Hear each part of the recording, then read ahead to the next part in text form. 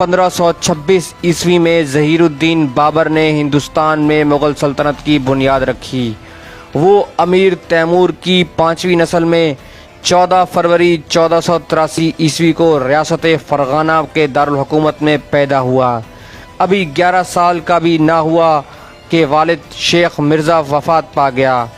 बाबर तख्त नशीन हुआ तो हकीकी चचा अहमद मिर्ज़ा वाली समरकंद ने इसकी रियासत पर हमला कर दिया और कई इलाकों पर काबिज़ हो गया।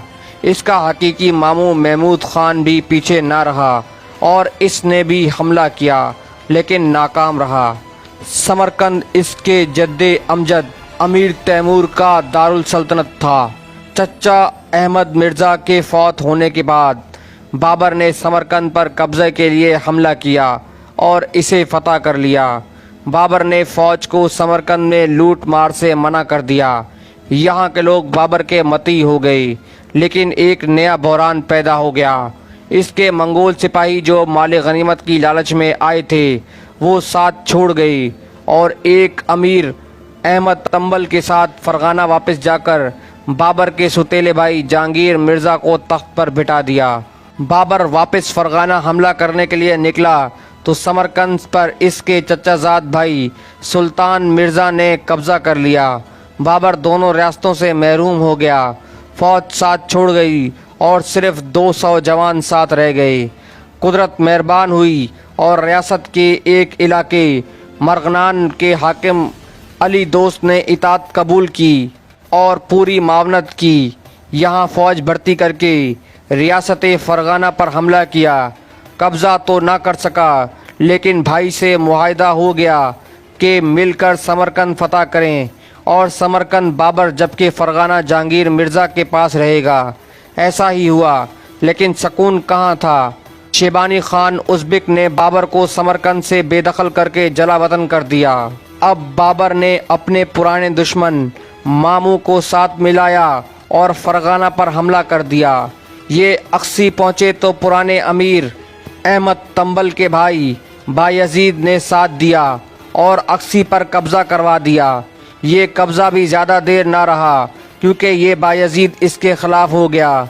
बाबर की अपनी आबाई रियासत पर कब्ज़े की ये आखिरी कोशिश थी, क्योंकि समरकंद के हाकिम शेबानी खान उज़्बेक ने अहमद तंबल और बाबर के हामियों सबको शिकस्त देकर फ़रगाना की पूरी रियासत पर भी मुकम्मल कब्ज़ा कर लिया। अब कहानी दूसरी तरफ चलती है। बाबर का चचा काबुल का हुक्मरान उलुग बेग 1501 ईस्वी में वफ़ात पा गया। इसका छोटा बेटा अब्दुल रज़्ज़ाक़ तख्त नशीन हुआ, लेकिन वज़ीर मुकीम बेग ने इसे माज़ूल करके ख़ुद तख्त पर कब्ज़ा कर लिया। बाबर 1504 ईस्वी में काबुल की तरफ बढ़ा तो किस्मत मेहरबान थी। मुकीम बेग का भाई बाकी बेग और वाली हस्सार खुसरो शाह ने इताअत कबूल कर ली। बाबर ने काबुल फ़तह कर लिया। यहाँ भी इसके सुतेले भाई जहांगीर मिर्ज़ा ने रिश्तेदारों के ज़रिए साजिशें जारी रखी। बाबर को हालात का इल्म हुआ तो सब रिश्तेदार गद्दार काबुल से भाग निकले। कुदरत की एक और मेहरबानी इसे मुयस्सर हुई। इसके ताकतवर दुश्मन शेबानी खान उज़्बेक को शहनशाह ईरान इस्माइल सफ़वी ने कत्ल कर दिया। बाबर ने इस शाह इस्माइल सफ़वी से इत्तेहाद करके एक बार फिर समरकंद पर हमला कर दिया और उज़्बेक फ़ौज को शिकस्त देकर समरकंद फ़तह कर लिया। ईरानी वापस चले गए तो बाबर की सख्ती फिर से शुरू हो गई। उज़्बेक फ़ौज ने बाबर को बुरी तरह शिकस्त देकर समरकंद पर फिर कब्ज़ा कर लिया। बाबर के मंगोल सिपाहियों ने भी बगावत कर दी। बाबर को बड़ी मुश्किल से जान बचाकर भागना पड़ा। यहाँ से अब कहानी हिंदुस्तान की तरफ मुड़ती है। बाबर आबाई सल्तनत पर कब्ज़े से मायूस हो गया और हिंदुस्तान पर कब्ज़े का मंसूबा बनाया।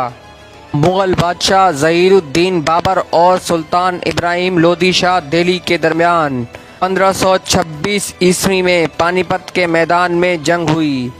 सुल्तान इब्राहिम लोदी की फ़ौज 1 लाख नौजवानों पर मुश्तमिल थी और बाबर के साथ सिर्फ 12,000 आदमी थे, मगर बाबर ख़ुद एक तजर्बाकार सिपह सलार और फ़न हर्ब से अच्छी तरह वाकिफ़ था। सुल्तान इब्राहिम लोदी की फ़ौज ने ज़बरदस्त मुकाबला किया मगर शिकस्त खाई। सुल्तान इब्राहिम लोदी अपने उमरा और फ़ौज में मकबूल न था। वो एक शक्की मिजाज इंसान था। लातादाद उमरा इसके हाथों कल हो चुके थे। यही वजह है कि दौलत खान लोधी हाकिम पंजाब ने बाबर को हिंदुस्तान पर हमला करने की दावत दी और माली व फ़ौजी मदद का यकीन दिलाया। बाबर और इब्राहिम लोधी का आमना सामना हुआ तो लोधी फ़ौज बहुत जल्द तितर बितर हो गई। सुल्तान इब्राहिम लोधी मारा गया और बाबर फातेह रहा।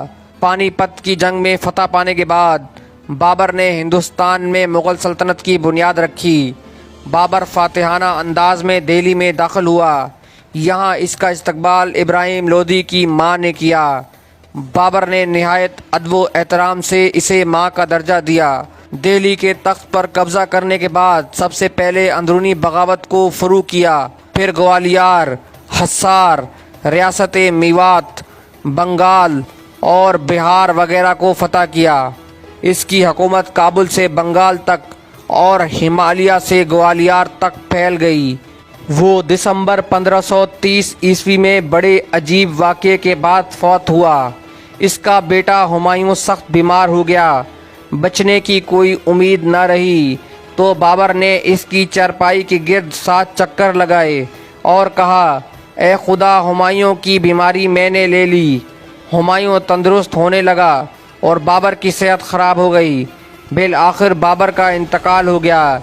इसे वसीयत के मुताबिक काबुल में एक पहाड़ी पर वाक़या महबूब बाग में दफन किया गया।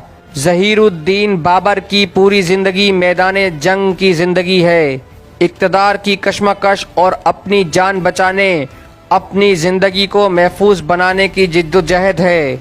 इसकी ज़िंदगी में अपने करीबी अजीज़ों की बेवफाई, गद्दारी भी तहकीक व तहरीर का एक अलग मौजू है।